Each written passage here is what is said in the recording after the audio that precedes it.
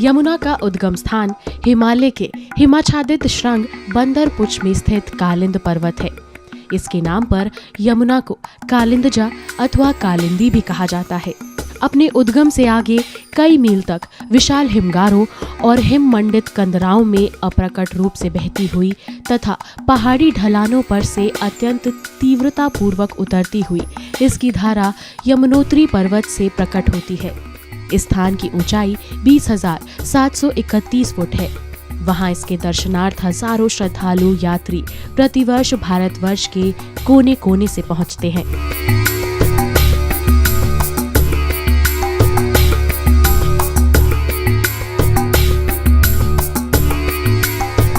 यमुनोत्री पर्वत से निकलकर ये नदी अनेक पहाड़ी दर्रों और घाटियों में प्रवाहित होती है। ये अपने उद्गम से लगभग 95 मील दूर सहारनपुर जिले के फैजाबाद ग्राम के समीप मैदान में आ जाती है। उस समय इसके तट तक की ऊंचाई समुद्र सतह से लगभग 1276 फुट रह जाती है। भगवान श्री कृष्ण ब्रज संस्कृति के जनक कहे जाते हैं। वहाँ यमुना इसकी जननी मानी जाती है। इस प्रकार ये सच्चे अर्थों में ब्रजवासियों की माता है। अतः ब्रज में इसे यमुना मैया कहते हैं। ब्रह्म पुराण में यमुना के आध्यात्मिक स्वरूप का स्पष्टीकरण दिया है। गर्ग संहिता में यमुना के पंचांग, पटल, पद्धति, काव्य, स्तोत्र और सहस्त्र नाम का उल्लेख है। यमुना नदी उत्तरी सहारनपुर के मैदानी इलाके से आगे बढ़ती हुई दिल्ली, आगरा से होती हुई इलाहाबाद में गंगा नदी में जाकर मिल जाती है। दिल्ली के निकट नदी में इसकी अधिकतम गहराई 68 फुट जबकि आगरा में 3 फुट तक है। मैदान में आते ही इससे पूर्वी यमुना नहर और पश्चिमी नहर निकाली जाती है। ये दोनों नहरें यमुना से पानी लेकर इस भूभाग की सैकड़ों मील धरती को हरा भरा और उपज संपन्न बना देती हैं। इस तरह हम देखते हैं यमुना से लाखों करोड़ों लोग लाभान्वित होते हैं। भारतवर्ष में हजारों लाखों टन खाद्यान्नों का उत्पादन होता है। इस भूभाग में यमुना की धारा के दोनों ओर पंजाब और उत्तर प्रदेश के कई छोटे बड़े नगरों की सीमाएं हैं, किंतु इसके ठीक तट पर बसा हुआ सबसे प्राचीन और पहला नगर दिल्ली है। दिल्ली के लाखों नर नारियों की आवश्यकता की पूर्ति का सौगात देती है। साथ ही वहाँ की गंदगी को बहाती हुई ये ओखला नामक स्थान पर पहुँचती है। यहाँ पर इस पर एक बड़ा बांध बांधा गया है, जिससे नदी की धारा पूरी तरह नियंत्रित कर ली गई है। इसी बांध से आगरा नहर निकलती है, जो हरियाणा, दिल्ली और उत्तर प्रदेश की सैकड़ों मील भूमि को सिंचित करती है। जैसे यमुना में अगर आप जाइए, यमुना यहाँ पर मयूर विहार की तरफ, नोएडा की तरफ, कालिंदी कुंज की तरफ, तो बहुत आपको खेत भी नज़र आएंगे इस फ्लड प्लेन में। उसी पानी को, प्रदूषित पानी को जो है किसान भी प्रयोग कर रहे हैं। अब जो पानी पहले से ही इतना ज़्यादा प्रदूषित है और उसी को अगर हम खेत में सब्ज़ी वगैरह उगाने, जो कि मुख्य डिमांड होती है किसी भी शहर की, और ये पेरिशेबल आइटम भी है, अगर दूर से लाया जाए तो ख़राब भी हो जाता है। इसलिए किसान भी जो है लाभ के लिए वहाँ पर उगाते हैं सब सब्जियों को। वही अप्रत्यक्ष रूप से हमारे शरीर में भी वही प्रदूषण जाता है। तो इसके लिए कोई ना कोई हमें एक बहुत बड़ी योजना बनानी पड़ेगी, एक अवेयरनेस समाज में क्रिएट करनी पड़ेगी।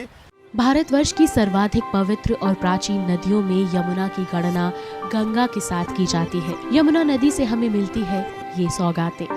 पेयजल का मुख्य स्रोत। आदिकाल से नदियां लोगों की जलापूर्ति करती आई हैं। यमुना नदी अपने किनारों और उसके आसपास रहने वाले लोगों को जीने के लिए सबसे जरूरी पेयजल प्रदान करती है। यमुना के किनारे बसने वाले अनेक औद्योगिक नगरी हैं। इससे न केवल लोगों को रोजी रोटी नसीब हुई, बल्कि सामाजिक विकास हुआ। साथ ही अनेक नगर बसे।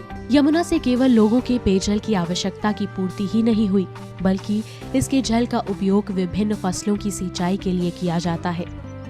ये उत्तर भारत की आय का सबसे बड़ा स्रोत है। इसके तट और दूरदराज इलाकों में फैले खेतों से पैदा होने वाली फसलों से पंजाब और हरियाणा जैसे राज्य संपन्नता का नया रिकॉर्ड बना रहे हैं। हम देखते हैं कि यमुना नदी से निकले केनालों से सुदूर गांवों और शहरों का कायाकल्प हुआ है। हमारे पशुओं के भरण पोषण में भी इसका योगदान है। नदी उद्योग। प्राचीन काल से उद्योगों के विकास में नदियों का महत्व रहा है। हिमाचल प्रदेश में यमुना नदी पर अनेक हाइड्रो इलेक्ट्रिक प्रोजेक्ट लगाए गए हैं। इसके बिना औद्योगिक विकास के बारे में कल्पना भी नहीं की जा सकती। पौराणिक मान्यताओं में जिस नदी में आचमन मात्र कर लेने से सारे पाप धुल जाने का उल्लेख है, अब उस नदी की गंदगी को धोने की आवश्यकता है। यमुना से गुजरते हुए अथवा अपने घरों में पूजा करने के बाद फालतू हो चुके पूजन सामग्री, फूल और अन्य कचरे को हम उसकी तरफ उछाल देते हैं। यमुना को पैसों या अंधश्रद्धा की जरूरत नहीं, उसे स्वच्छ रखने की इच्छा शक्ति की आवश्यकता है। ये तो आपको सोचने पर अंदाज़ा लगेगा, लेकिन अगर आप देखना चाहते हैं, महसूस करना चाहते हैं कि नदी के साथ क्या हुआ, वो नदी जिसको हम पूजा करते हैं, पूजा क्यों करते हैं, हम हर उस चीज़ का पूजा या सम्मान करने की कोशिश करते हैं जो हमारे जीवन में सहायक होती है, चाहे वो पौधे हों, चाहे वो पानी हो, नदी हो। तो सम्मान, पूजा के रूप में जो सम्मान करते हैं, उससे हमारे शायद पुरखों ने ये सोचा होगा कि हम इसकी पूजा करेंगे तो इसको बचा के रखेंगे। ये नहीं कि हम पूजा के नाम पर उसको मिटाने पर, उसके विनाश की तरफ बढ़ रहे हैं। तो जो पुराने लोगों ने, हमारे पूर्वजों ने जो प्रथाएं चलाई थी, उनका प्रथाओं के पीछे हमें उनको सिर्फ शब्द में या अर्थ में या एक कार्यक्रम के रूप में, आयोजन के तौर से अगर हम सोचेंगे तो शायद ये हमारी मूर्खता होगी। उसके पीछे छिपे हुए भाव को हमें समझना होगा। भाव था कि हमें इन चीज़ों का सम्मान करना है, हमें इन्हें बचा के रखना है, क्योंकि वो भी इसी की वजह से बचे थे। अगर वो इनका सम्मान ना करते, सम्मान किसी भी तरह का हो सकता है कि ताकि उसका किसी भी तरीके से, अगर आप किसी की पूजा करेंगे, नदी की पूजा करेंगे, तो कम से कम अपने पूज्य स्थल पर या जिसका सम्मान करते हैं उसका अपमान तो नहीं करेंगे अपना वेस्ट डालकर। शायद इसीलिए उन्होंने इस प्रकार की प्रथाएं रखी थी कि जिसमें हम अपने जल की पूजा करें या उनको सम्मान दें या वृक्षों को सम्मान दें। ये हमने किया इसीलिए था, लेकिन हम भूलते जा रहे हैं। अब हम उनको सिर्फ सम्मान का एक आयोजन का, पंडाल का या इसका माध्यम बन के रह गया है। इसे देश और नदियों का दुर्भाग्य ही कहा जाएगा कि हमारी जीवनदायिनी नदियों का पानी अछूत होता जा रहा है। जब से मानव विकास की दौड़ में, अंधी दौड़ में आगे बढ़ता गया है, उसने अपने साथ साथ जो उत्सर्जन चीज़ें की जा रही हैं, जो वो वेस्ट जनरेट कर रहा है, वो चाहे हमारे आसपास में फैला हुआ प्लास्टिक हो, चाहे हमारे आसपास निकलने वाला केमिकल हो, या और ऐसे उत्पाद हों जो कि हम अपने से पीछा छुड़ाना चाहते हैं। तो इसको हटाने का, अपने से पीछा छुड़ाने का सबसे आसान तरीका है उसको बहा दो, क्योंकि हमें उसमें कम से कम ऊर्जा लगानी पड़ेगी। हमने फेंका पानी में, पानी के बहाव के साथ, पानी के प्राकृतिक गुण के साथ वो पानी के साथ बहता हुआ चला गया। हम जानते हैं कि वो दूर चला जाएगा। कहाँ जाएगा? समुद्र में। कभी सोचा है कि जो कचरा जिससे हम बचना चाह रहे हैं उसमें समुद्र के जीवों पर क्या असर पड़ेगा? नहीं सोचा है तो सोचिए। वो जीव जो जल में उस मुहाने पर रहते हैं जहाँ पर नदी का पानी आ रहा है, उस साफ स्वच्छ निर्मल जल में, जिसमें आपने अपनी लालच के लिए उत्पन्न किए हुए जो केमिकल्स हैं उनको छोड़ दिया है, तो उस जीवन पे क्या असर पड़ेगा? यमुना नदी के पानी की ताज़ा रिपोर्ट के अनुसार नदी जल में अमोनिया की मात्रा इस हद तक बढ़ गई है कि उसे छूना भी स्वास्थ्य के लिए हानिकारक है। इस पानी में अमोनिया की मात्रा खतरे के स्तर को पार कर चुकी है। इस कारण फरवरी 2016 को दिल्ली के वजीराबाद और चंदावल जल शोधन संयंत्रों को 2 दिनों के लिए बंद भी कर दिया गया था। दिल्ली क्षेत्र में यमुना में अमोनिया की मात्रा 1.12 पार्टिकल्स पर मिलियन यानी ppm तक पहुंच गई थी, जबकि पानी में अमोनिया की मात्रा 0 होनी चाहिए। यमुना दिल्ली में 25 किलोमीटर और आगरा में 10 किलोमीटर लंबे नालों में तब्दील हो चुकी है। अकेली दिल्ली में अनेक चेतावनी के बावजूद प्रतिदिन 3,296 मिलियन गैलन लीटर गंदा पानी और औद्योगिक अवशेष विभिन्न नालों से यमुना में उड़ेले जा रहे हैं। करीब 5,600 किलोमीटर लंबी सीवर लाइनों से मलमूत्र बहाया जा रहा है। 17 स्थलों पर 30 सीवर ट्रीटमेंट प्लांट क्रियाशील हैं, लेकिन उनके गंदे मल को स्वच्छ जल में परिवर्तित करने की दक्षता संदिग्ध है। नदी जल प्रदूषण का एक बड़ा कारण है औद्योगिक कचरा, जैसे पेपर मिल, गन्ना पेरने और चीनी मिल, डिस्टिलरी। इसके अलावा विभिन्न प्रकार के कल कारखानों तथा शहरी नालों के गंदे प्रवाह का नदियों में बिना शोधन के डाल दिया जाना है। इसे रोकना और शोधित करना बहुत आसान और सहज है। मई 2016 में मैली से निर्मल यमुना पुनरुद्धार 2017 योजना शुरू की गई। इसके अंतर्गत पहले चरण के लिए 1,969 करोड़ रुपए आवंटित हुए हैं। करीब 2.5 वर्ष के प्रयास के बाद नमामि गंगे परियोजना के तहत पेयजल निगम को 662 करोड़ रुपए की मंजूरी मिल गई है। इस बजट से प्रदेश भर में 13 परियोजनाओं पर कार्य किया जाना है। प्रोजेक्ट के तहत नालों को टैप किया जाएगा। अभी कई स्थानों पर नालों का सीवर गंगा सहित अन्य नदियों में छोड़ दिया जाता है। जगह जगह बिछाई जा रही सीवर लाइन को तो सीवरेज ट्रीटमेंट प्लांट बनाकर उनसे जोड़ा जा रहा है, लेकिन नालों की गंदगी रोकने का कोई रास्ता नहीं निकल पा रहा था। दिल्ली की अदालतें भी यमुना को निर्मल बनाने के लिए कई आदेश जारी कर चुकी हैं। इसके बावजूद सरकारी महकमों की सुस्ती के चलते दिल्ली, मथुरा तथा आगरा में जीवनदायिनी यमुना दम तोड़ रही है।